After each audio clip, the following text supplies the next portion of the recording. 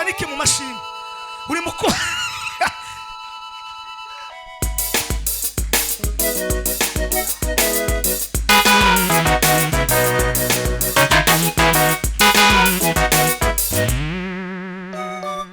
agitangazo Imana yatumye ngo nimukore imirimo yo kuramya kugira ngo Imana ihindure system. Mungu ageuza system. Nta muryango buzira system. Imana ikorera muri system. Aba business Imana bakora muri system. Nawe ufite system. Naje waje hariho system. Igihugu kigira system. Isi ni system. Nutakaza system. Tuzaje muri system. Ijuru bazarisha mu bari muri system.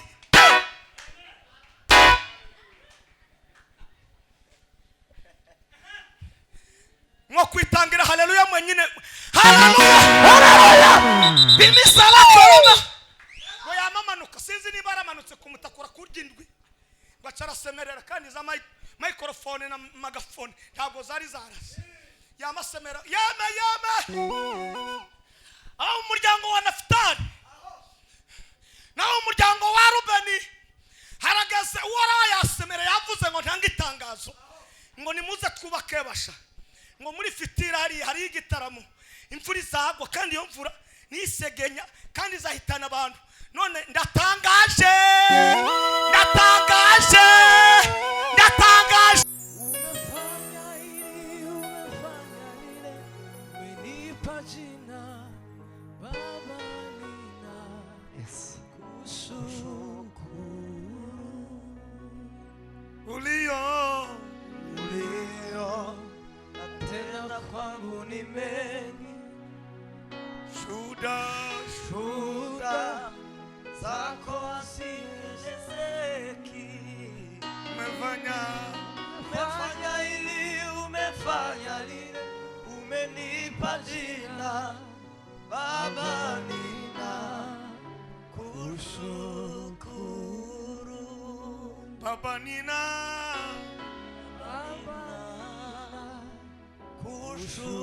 kushukuru. Mana ya Ibrahimu na Isaka na Yakobo. Gitondo ciza watwemereye kugira ngo tube ngaha. Hariho benshi bapfuye. Hariho n'abandi barohamye mu mazi. Abari muri Rwakarede, Prince Jean. Ariko twebwe turi bese. Arababyaye abana barapfa abamama barasigara. Hari n'abamama bapfuye abana barasigara. Ariko turacari ko tubona.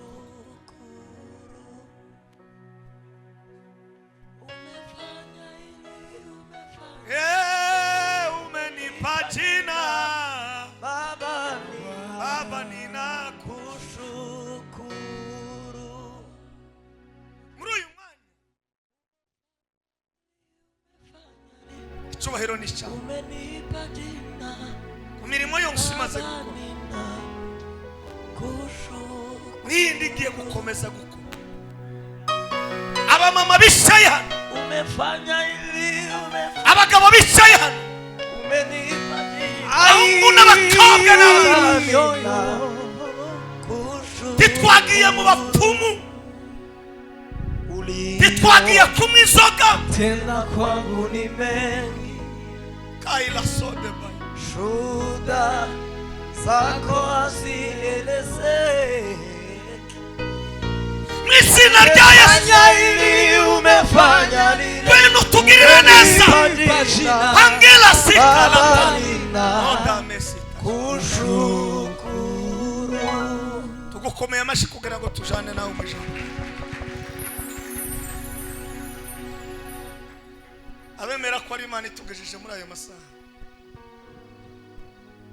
bagifite amaboko abiri bayikomera iyo Mana amashi menshi.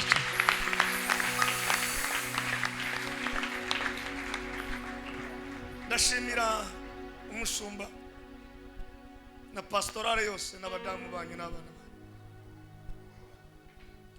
n'inzego z'itorero abayobozi uko zingana itorero rya Kalume muri abantu beza utumira ijuru n'amatara mukatwakira reka ngusabe undamukirize uwo mwisharanye umubwire ngo tuzapfa vuba umefanya hili umefanya lile umenipa jina Baba nina kushukuru umefanya hili umenipa jina Baba nina kushukuru. abakozi b'Imana baturutse amatora atandukanye n'abakora muri government n'abadukunda mwana bigaragaje n'ibikorwa bikomeye urabizi umuntu kuba kure akagukunda ariko mutarahu bahaye ikaze kandi ndabishimye nemere dukora ibintu bibiri dushimire leta yacu y'u Burundi tubikomera amashi kubera kuko itwemerera tugatanga number 2 munemere dushimira abantu bose badukurikirana online tubakira mu mashi menshi kuko ni byiza abatanzi nitwa Matayo Ntamahizi Muhoza n'umugabo Imana yagiriye neza umudamu n'umwe n'abana ni 6 wa karindwi ijuru ryaramutwaye ariko sinawo wa mbere umunsi umwe ryigeze gutungura umugabo witwa Yobu bose uko banganaga ibo ngo bamubagendera ishari naho je wasigiwe 6 kandi harimo nabuzukuru 3 aho ndamukiriza uwo mwisharanye umubwira ngo igenze uko ushaka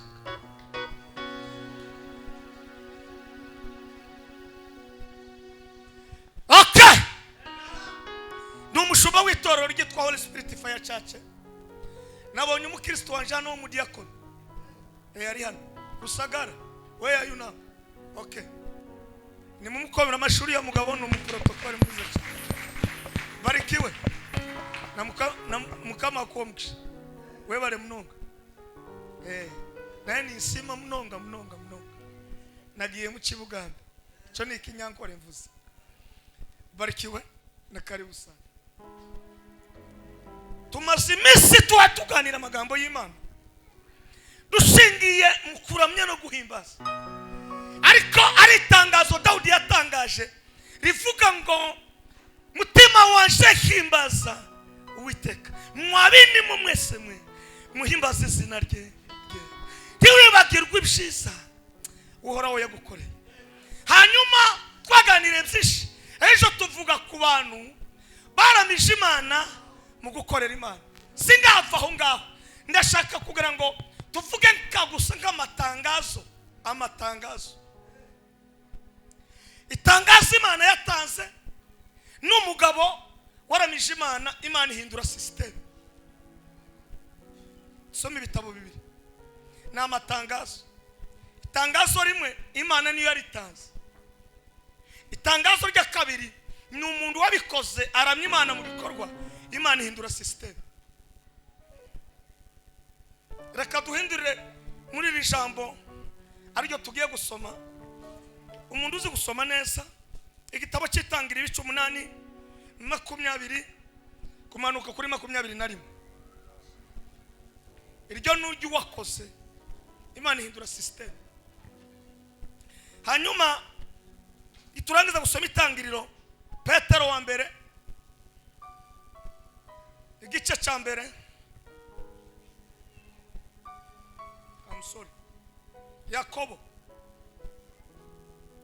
Yakobo igice cya mbere umurongo wa 27 iryo ni itangazo ry'Imana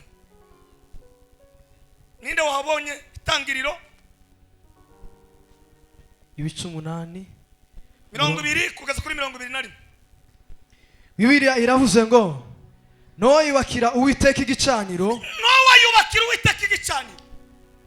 atoranya atoranya mu matungo yose no mu nyamaswa zose zitazira sukuma no mu nyoni umuriro n'ibisiga imbaraga z'Imana bitazira. Atambira Uwiteka icyo gicaniro yego ibitambo byoswa. Uwiteka ahumurirwa n'umubabwe. Uwiteka aribwira ati sizongera ukundi kuvuma ubutaka kubw'abantu, kuko gutekereza kw'imitima y'abantu ari kubi uhereye mu bwana bwabo, kandi sizongera kwica ibifite ubugingo byose kuko nakoze. Amen. Yakobo igice cya mbere 27.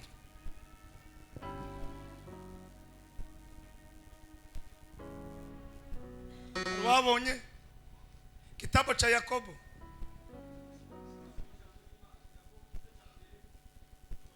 ayiwe data we microphone 27 27 twasomye idini ritunganye kandi ritanduye imbere y'Imana data sukuma wa twese niri yego no gusura imfubyi moto n'abapfakazi umuriro mu mibabaro yabo no kwirinda yego kutanduzwa n'iby'isi. Amen. Amen. Abigaratiya nanone tubisome byose tubirangize. Baruwa ya Paulo kwa Galatiya igice cya 2 umurongo w'9 n'uwa 10. Igice cya 2 umurongo wa 9 n'uwa 10. Basomye Abigaratiya igice cya 2 umurongo wa 9. Nuko bamaze kumenya ubuntu nahawe. Bamaze kumenya umuntu nahawe. Abo mvuga ni Yakobo na Kefa na Yohana. Ni Kefa na Yakobo na Yohana. Abashimwa kwari inkingi za Karumeli. Badusezeranira jewe na Baranaba ko bazafatanya natwe. Babihamirishije gukorana mu ntoki. Ndamukirizo wo mwicanye umubwire ngo abagabo basezeraniye niho bazabakorera igikorwa. Ndi wo bikingi ibyo wasezeranye utazubisohoza. Ngo twebwe tuje mu banyamahanga. Natwe tuje mu banyamahanga. Nabo baje mu bakebwe. Murongo wa 10. Ariko hariho kimwe. Banyongereyeho. Nuko twibuka abakene.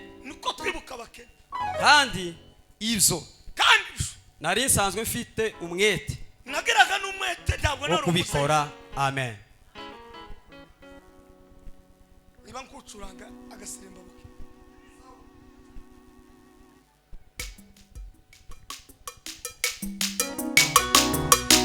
La la la la la la.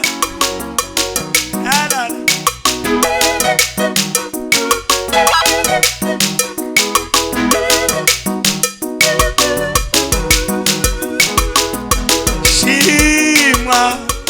Shima imbazwa mwami Yesu umutima wuzuye ishimwe riva mw'ijuru. Shima imbazwa mwami Yesu umutima mana we umutima wuzuye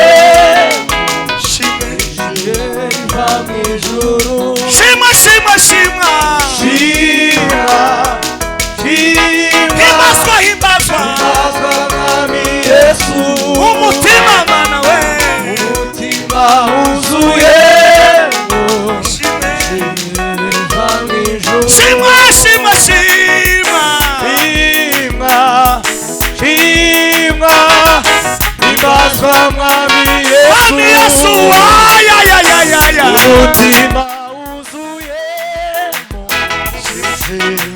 mwami Yesu umutima himbazwa mwami Yesu umutima mana we umutima wuzuye riva mw'ijuru. Shima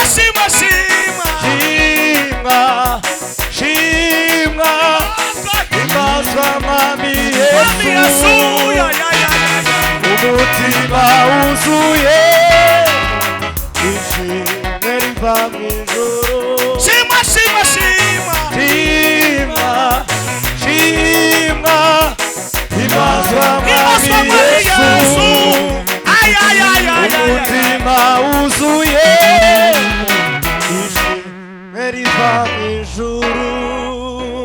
narababwiye ngo umuntu uramya Imana no kuyihimbaza ngo arangwa n'ibintu byinshi nibyo navuze, ariko navuga ngo icyabiteye Dawudi ngo nuko yamenye ubunini bw'Imana mu byo yamukoreye. Icyo narakibabwiye. Icya kabiri ndababwira ngo nuko yamenye igihe cye. Icya gatatu nuko yaratunze ijambo w'Imana. Icya kane nuko yaratunze guhishurira.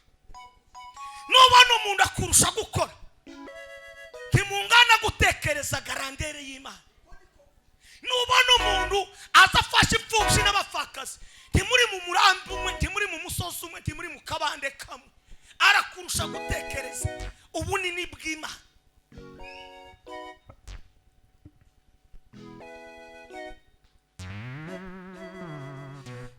Nimuzamure ibiganza, nimukomere Imana amashyi menshi igira ko hari amahitamo y'abantu hakaba n'amahitamo y'Imana. Imana mukurema abantu yagiye ibaheza kapasite, kandi kapasite yawe siyo yanje, kandi kapasite yawe siyo yundi, ariko muri izo kapasite Imana yagiye iduha buri muntu afite umusaruro agomba kuzana ku Mana, kandi ntuzana umusaruro ku Mana utawukorera abo muturanye. Amakuru nayo agezweho. Imana itangariza umugabo witwa Nowa mu magambo atatu. Nimuzamure ibiganza. Ijambo rya mbere, nakubonye kuko ugomba kuba umwenjeniyeri ukanubakira. Imana ni guhitamo, ntawe uzakwitanga. Isi yaguhitamo, igihugu cyaguhitamo, ariko ukagira sezo.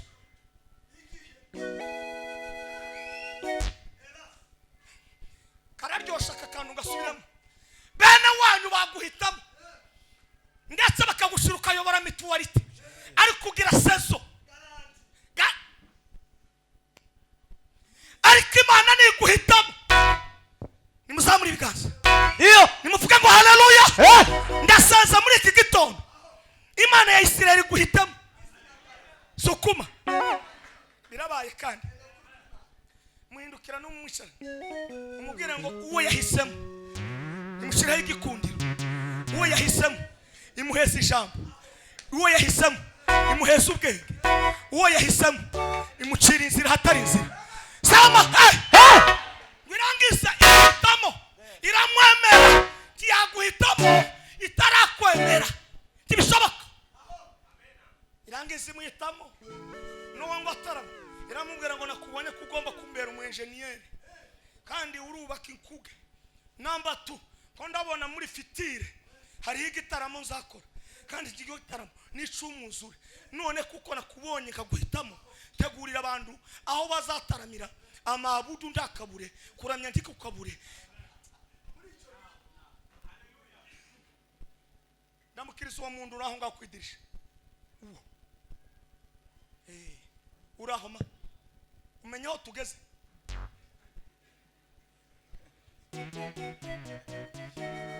Tumefunzwa mengi na Roho wa Bwana, ewe mwanadamu. Nimusambure bikaza vuga ayo magambo, nimuvuge ngo haleluya. Icyafashishe Nowa ikintu cya mbere ngo amenya ijwi ry'Imana, akatambua sauti ya Mungu. Namba 2 ngo ashira mu bikorwa. Ushobora kumva ijwi ariko ndushira mu bikorwa, akasikia sauti na akaweka kwa matendo. Ndo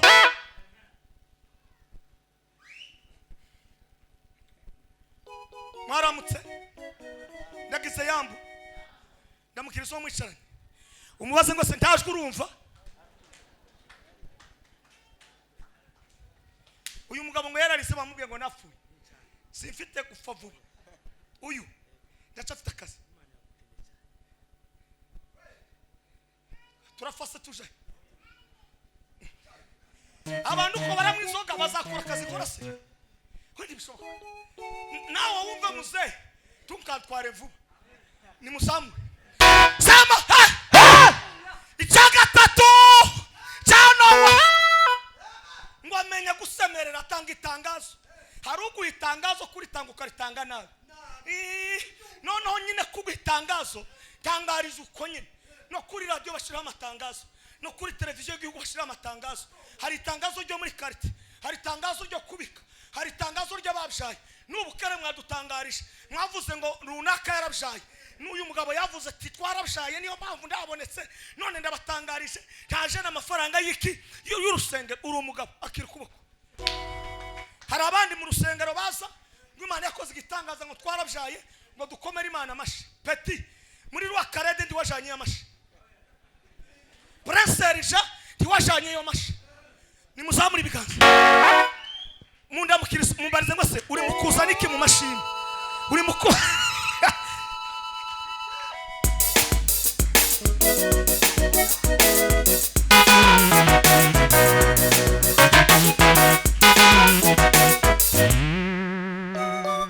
agitangazo Imana yatumye ngo nimukore imirimo yo kuramya kugira ngo Imana ihindure system. Mungu ageuza system. Nta muryango buzira system. Imana ikorera muri system. Aba business Imana bakorera muri system. Nawe ufite system. Naje wanje hariho system. Igihugu kigira system. Isi ni system. Nutakaza system tuzaje muri system. Ijuru bazarisha mu bari muri system.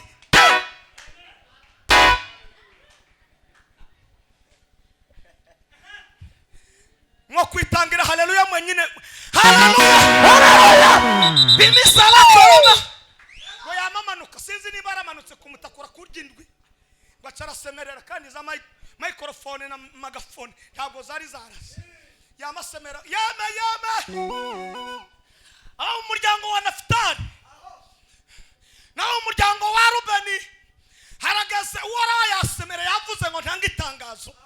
Ngo nimuze twubake basha. Ngo muri fitira hari igitaramo. Imvura izagwa kandi iyo mvura nisegenya kandi zahitana abantu. None ndatangaje.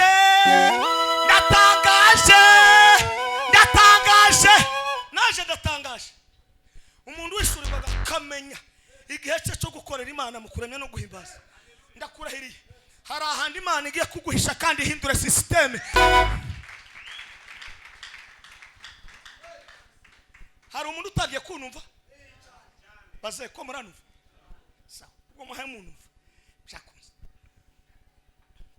na abasore bo bazabagenda no mukunga ariko muzamumva parole intro développement na conclusion muzamumva barangize icyatangaje n'ikigiki yame mbere yuko kivuga turakomera Imana amashi kuko duhaye aya materaniro komera Imana amashi menshi cyane.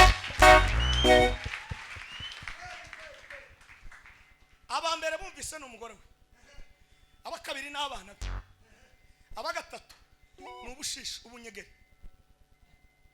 n'ibisimba byose birumva ibikona ibintu byose ngo birinjira n'inzoka n'intambwe n'amadubu birinjira ariko batipe bayisanze tibinjira. Iteka ryose uzakora umushinga isi ntizawumva bose. Nukora ubudandaza abantu ndi bazakunda ibyo udandaza byose ariko kubera kuko wagiye muri systeme y'Imana kuko yakuremye kugira ngo ukore izaje inzira z'Imana n'ibihumbi kugira ngo akugirire neza. Abumvise bose barinjira hamwe n'ibikoko byose abantu bose bize n'abadandaza bakomeye ntibumva itangazo. Icyo gupfa singiye kukivuga gusa itangazo ni iringiye. Imana ngwirangije nasomye aya magambo akomeye cyane. Nimuheze Imana icubahiro, nimukomere Imana amashimesha. Iyo wakoze ibyo Imana ishaka ibiguhaye assurance yo kuba hejuru y'ibintu byose. Tega amatwi. Ibintu byose byari bifite ubukana nibyari bifite kurangana kuko Imana yahaye Nowa ubushobozi na assurance byose biba down. Icyo yavugaga byose bikamutega amatwi. Ntiwabuza bagutega amatwi turamenya code.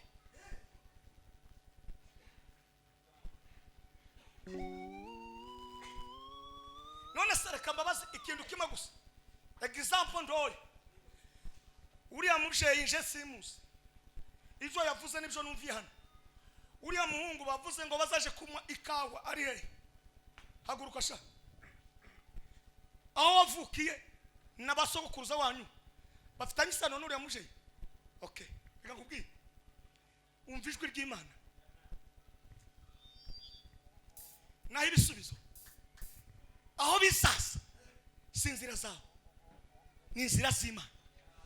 Icara ni ukuvuga ngo muri capacity wagiyemo kubwiraga amakuru ntukagendeyo udafite agenda. Wabonye favor ya entrée idafite gusaba audience.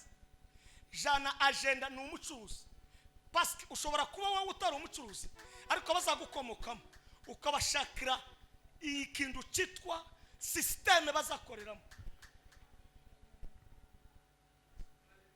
Umwanya wose muzamarana tuhekere gusa mu kumwe cyane. Ufate agenda n'ikaramu nurangiza umubazi ibibazo bitanu tukarenze byinshi. Nurangiza muri ibyo ngibyo uje kubikora meditation. Nurangiza uvuga se muri iki kinyejana no muri zimbaraga umusaza ko ageze hano kabampamagaye njewe nk'uyu ufite imyaka niki nakora. Nitwa Matayo tuzahurira Australia. Uzavuga ngo ya magambo wambwiye yangize ukumeze kandi nutayumva uzakena. Imana iguhuje n'ukomeye ubukomeye. Imana iguhuje n'umunyabwenge ubaye umunyabwenge. Imana iguhuje n'igifu ubigifu. Ndasenze uyu munsi wa none itangazo ry'ubwami bw'ijuru. Imana iguhuze n'ukomeye, Imana iguhuze n'umunyabwenge, Imana iguhuze n'umuntu wakugirira akamaro. Ndasenze ijambo ry'Imana irambwiye ngo arangije Yona ngo akora igitaramo gikomeye ngo arasohoka areba ubunini bw'Imana. Ukunda Imana yamurinze n'ukuntu ntamazi yinjiye mu bwenjeniyeri bwiwe.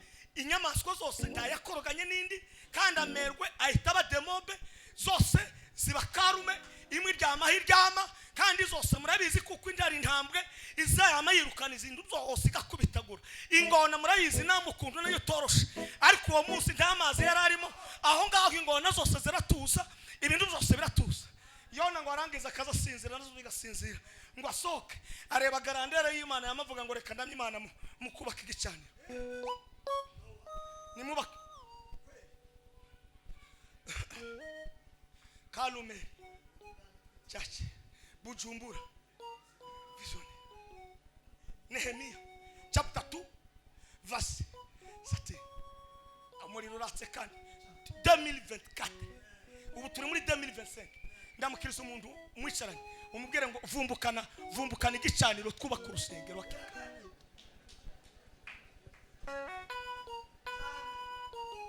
Kombishoboye byose zagushira hejuru irimizina yawe mugibeza yawe.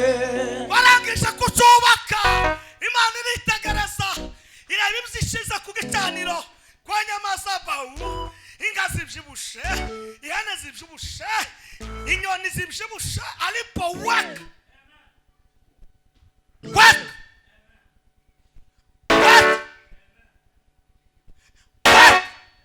moto. Imana ngo ireba muri pasi ibona ko yihuse vuba hindura systeme mu bivuge yamitangariza Yona iramubwira ngo yo kuva uyu munsi wa none mubaraha n'abazoza Nowa n'abazoza sinzasubira kumara abantu n'amazi kubera ibintu wakoze ndahinduye. Reka nkubwire iyo uramije Imana mu gukorera Imana izihindura system. Naho mbasize iyo serumbi bafate, iyo serumbi bafate, iyo serumbi ugirite bafate. Imana iravuga ngo kuva uyu munsi sinzongera kurimbura ndahinduye. Angala salome tatande la banda ndahinduye. Byo ni itangazo ry'abagabo baje gutekereza kureba garandere y'Imana. Ntiwabuze ibisubizo, wabuze guhishurirwa no kureba ubunini bw'Imana.